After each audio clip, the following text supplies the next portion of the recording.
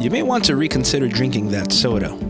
According to a new study conducted by the American Society for Nutrition, those consuming large quantities of processed carbohydrates and sugary drinks may face an increased risk of prostate and breast cancer.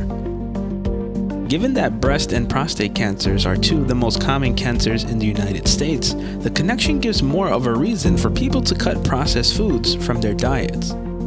Researchers followed the dietary habits of 3,200 U.S. adults over the course of the 20-year study. At that time, 565 individuals had been diagnosed with cancer.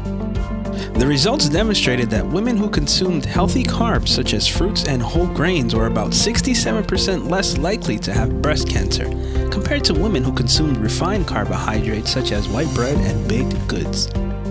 When it came to prostate cancer risk, the findings showed that men who regularly drank sugary drinks were more than 3 times as likely to develop the disease versus men who avoided those drinks altogether. According to the researchers of the study, sugary drinks weren't the only dietary factor to be concerned about. Prostate cancer risk was also heightened among men whose diets were generally high in glycemic load, which basically means they consumed a lot of refined carbohydrates.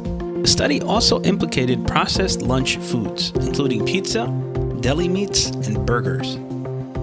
Men who ate those foods 4 or more times per week were twice as likely to develop prostate cancer compared to men who had them no more than once per week. Ultimately, however, it's hard to know whether certain foods contribute to breast or prostate cancers, or whether it is the overall calorie intake and weight gain that are the true culprits. Although further studies are required to find conclusive evidence of this link, the bottom line is that whole, high-quality foods are a generally healthier choice than processed ones.